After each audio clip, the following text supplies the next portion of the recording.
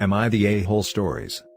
Am I the a-hole for telling my sister she doesn't get to ask me to hate my dad for her? So, my parents divorced when I was 3.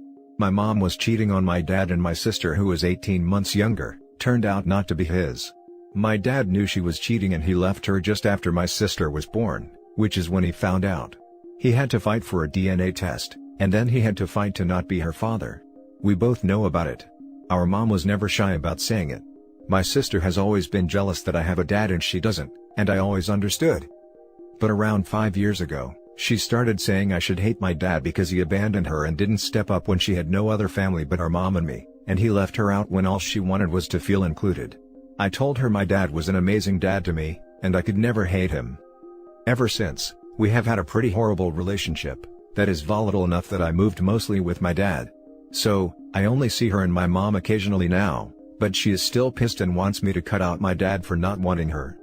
Since I turned 18 in November, I haven't seen them at all, and she has started saying I'm siding with an abusive piece of crap, a horrible person and father, who would leave a child worse off because the chick he was with banged another guy to make the baby.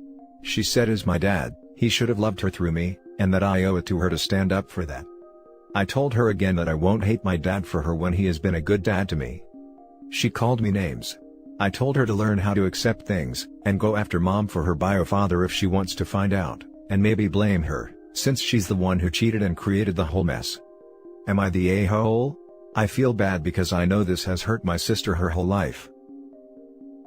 Now for the top comments. Not the a-hole, why doesn't she hate your mom?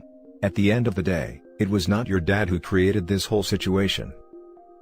She doesn't hate her mom because her mom is the only one she has. OP, you're not the a-hole, but be gentle with your sister, and advocate for her with your mom to get therapy. Not the a-hole. Your sister has a mom problem, not a dad or sister problem. The problem is, she's only got the mom, so she's putting her on a pedestal because of her needs in all likelihood. Sets you up for a miserable future too, sadly. Sister needs counseling. Not the a-hole. You're right, your sister needs to be mad at your mother. Your father was well within his rights to not want to raise another man's baby. It sucks that your mother has warped your sister's thinking to such a degree, but why should you hate a man that been nothing but good to you? Your sister needs professional help to move past this. It's an unhealthy obsession she has. Imagine being so jealous of someone, that if you can't have it, they can't have it either. This is sick, and mom is 100% to blame. Not the a-hole. Now for the next story. Am I the a-hole for telling my parents they only have one daughter and she is 6 feet in the ground?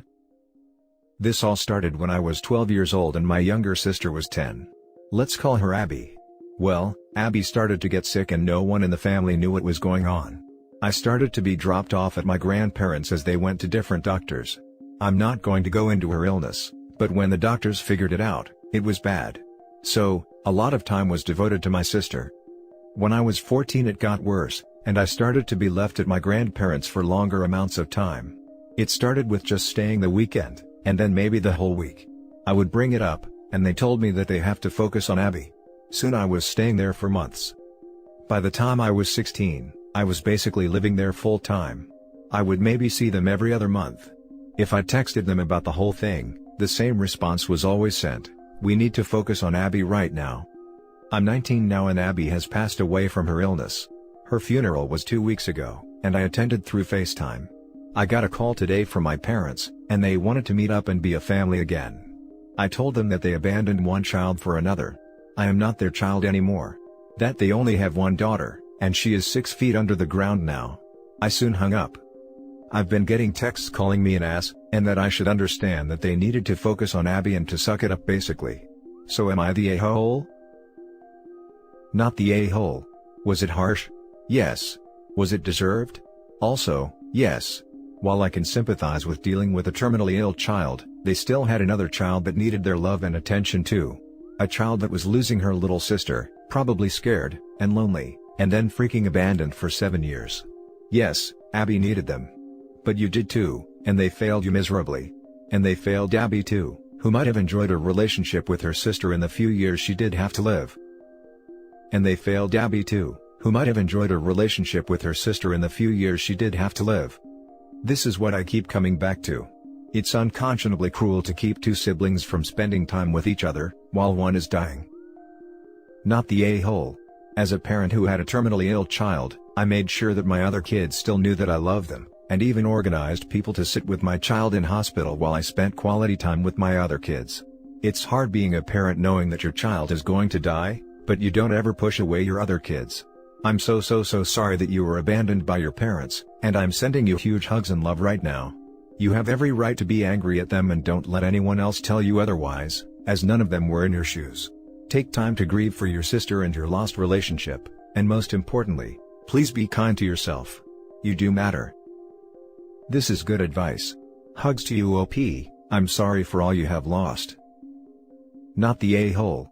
While having a seriously ill child is challenging and will often take priority, it doesn't give your parents license to simply send their other child away and stop parenting them. They abandoned you, and now that your sister has passed away, they want to rug sweep their behavior and play happy family. It's completely understandable that you do not want to have a relationship with them. Therapy may be beneficial for you to process losing your entire immediate family. They need to respect your boundaries. Sorry for your loss and good luck. They're treating her like a book they left on the nightstand. Now, 7 years later, they want to pick it up and go, alright, where did I leave off? You can't do that with people. The next story is titled, Am I the a-hole for breaking a child's heart for money? Sorry, it's my first time posting because I'm really desperate and need advice. Also, English isn't my first language, so sorry about that too. I'm 23 female, babysitting since 2 years ago for a single mom. She paid me fair for this, and for 1.5 years, I was babysitting 2 times a week for her child, 5, and in the last half year, it was 3 times a week. The father of the girl was never in the picture, and she had multiple babysitters since she was very little. Because her mother works every day like 10 hours or more, she works in a very stressful, but very well-paying job in the finance world. She doesn't see her much. She had like 3 babysitters before me, and now it was only me and another one. At first, she didn't like me, and always cried about everything and threw tantrums. But after months of me comforting her while also setting rules, she started loving me, and I really love her. But her mother gave me more and more to do. First, it was 2 times a week for 4 hours in the afternoon. But since 6 months ago, it was 3 times a week for 6 hours. I'm studying to become a teacher, and I didn't need the extra hours or money, but I needed more time for studying. This semester, my university expected all students to go into schools and experience the real lessons and daily life. My school was very happy with me helping out a few times, and they offered me a job. Whenever a teacher would be ill, which happens nearly every day because it's a big school, I could get a call, and they would ask me if I wanted to take the lesson, but I could also say no. They would pay me €10 for an hour more than my babysitter job. I really hesitated at first, but it would be also better for my future, so I decided to do so. When I told the mother of my babysitted child about it, she screamed at me and cried. She said that since her child now loves me and accepted me, it was heartless and cruel for me to go. And that I'm breaking a young girl's heart only for money, and maybe she will have trust.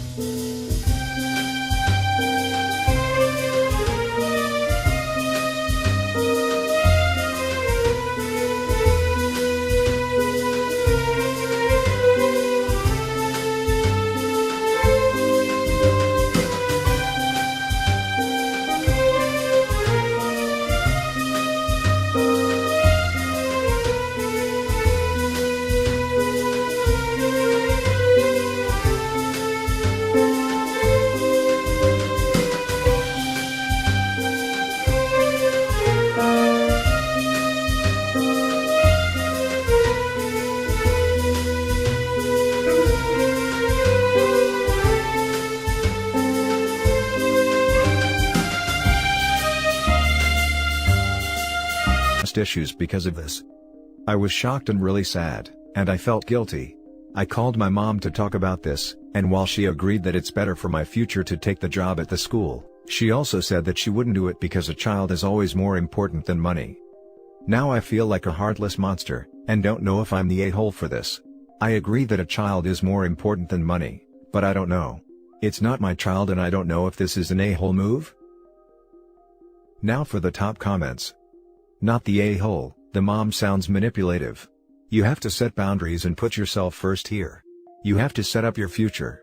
You don't want to be working for this lady forever, right? OP needs to read this. She's being emotionally manipulated into keeping her job as a babysitter. But there is no future in that job. That mom is using her child to prevent OP from leaving. OP, please leave. It's sad for the kid, but it will also be a lesson. Sometimes people come and go in life, and she can still see you occasionally. You're not abandoning her. You are making sure that you have a future. Hey, so yes, I really read a lot of comments and I couldn't see it from the start, but I see now that this is very manipulative behavior from the mother. I really feel for her, because it's often hard as a woman to have a career and a child, and this girl is so sweet, but you all are right. I will take this job and try to enjoy it the most. Thank you all very much for your help. Not the a-hole. Kids grow attached to babysitters, and this mom was attached to your convenience. You're studying to be a teacher, take the teaching job. Mom needs a nanny and to grow up. Exactly. There are plenty of people who do this as a long-term career, but I guess it's cheaper to hire a student babysitter, and then try to manipulate them into staying long-term. Even when you know up front they are training for a different career. Not the a-hole. The mother definitely is. It's really hard being a single working mom, but you cannot blame an innocent bystander. You did your best. It was always going to be a temporary arrangement, either you would graduate or the child would no longer need a sitter. You could always decide to stay in touch with the child if you and the mom both think that's important. I did with a family where I babysat. I still go to birthdays and stay in touch. Congratulations on your new job. Thank you.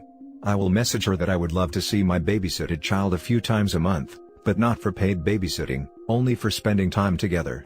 And thank you. I can't quite be excited for the job yet, but hopefully it will come. Edit. I read a lot of comments, but I can't answer every single of them. First of all, thank you for the bottom of my heart for all the messages. It's very kind of you and I feel not so guilty anymore. So, I will take this school job. Due to COVID, the mom works from home and I wrote her some good nanny and babysitter agency.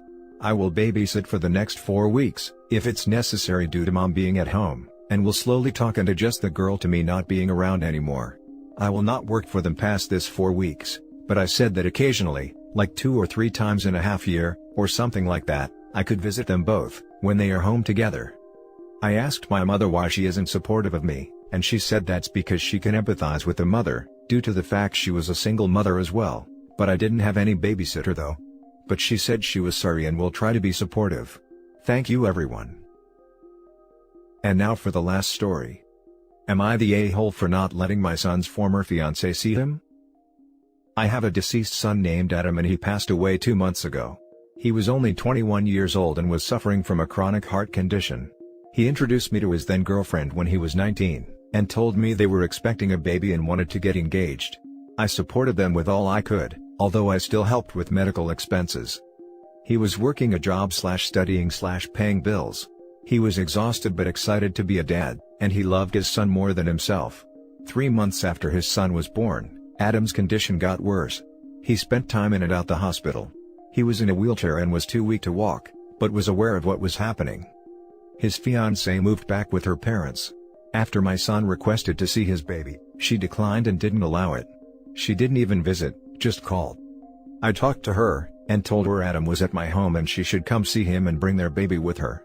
She came, but only to give back the ring, saying this was too much for her and will not live like that. She said she wanted to move on and provide for her son. My son was devastated. Next thing we knew, she flew out of country before we could even consult a lawyer. We knew nothing about where she was and all means of communication were cut. It was hard watching my son sad and missing his son. All he had of his baby were pictures. He was devastated. He was melting like a candle in front of me and I stood there helpless. I got him a medical device because he had trouble breathing on his own and 2 months ago, he was admitted to the hospital. He had late-stage heart failure and was on a vent machine. The doctor was honest with me and said that Adam was too weak for another surgery. I was devastated then I let the family know what was happening, including Adam's friends. Turned out, one of his friends was in contact with Adam's former fiancée on social media, and told her. Next thing I knew she was standing in front of me wanting to see Adam. I was surprised to see her. I politely told her to leave, but she insisted, and she brought mutual friends to try to convince me, but I refused. I got mad. I had to get the security officer involved, and she ended up being told to leave right then. She started yelling at me and told me I had no right. Called me cruel and other names I can't say here. Adam's friends sided with her and were yelling at me too. I felt too much pressure. Adam passed away later that day at 6 p.m. I couldn't take it. I found myself dealing with her and their friends yelling at me again. My brother thought what I did was wrong. The funeral wasn't quiet nor peaceful, as I had to argue with everyone pointing out what I did was cruel. I was carrying my grief along with this. She again stopped me from seeing my grandbaby, as a way to spite me for what I did. I know there has to be something I can do. This is my grandbaby. Now for the top comments. Not the a-hole, she left him when he needed her the most. She had no right to be there, she wasn't his fiancée anymore. You don't leave someone who you love in hard times. She was cruel for leaving him and not letting him see his son, not you. I'm sorry for your loss. OP, stay strong. Sounds like the baby mama has a heart condition too. It's called not having one. Not the a-hole. She knowingly got into a relationship with someone suffering from a heart condition, a condition which, might I add, you paid the medical bills for, and then abandoned the guy when it got too real, even keeping him away from his son. For all you knew, you were being protective of him, even if your actions were probably also rooted in some spite. I'm very sorry for your loss. I can forgive, deciding that it's more than she can deal with, even if she initially thought she could handle it. Running off with his child and going no contact is a complete a-hole move though. Info. She abandoned him, took their child, and now wants to pretend she cares. However, I do have a question. Did you ask Adam what he wanted? Do you think Adam would want to see her or would find it too distressing at the time? I do think that the person being cruel is the one sending flying monkeys to crap on you when you were the one taking care of him. All he ever talked about was his son. From what I understand, she came without him, so she had no intentions of letting us see the baby. Adam was already unconscious when she came. It was sudden and I didn't expect her to come back. And that's it for this video, guys. If you have thoughts to share, leave a comment below. Don't forget to hit like and subscribe if you like this content. I'll catch you in the next one. Good day everyone.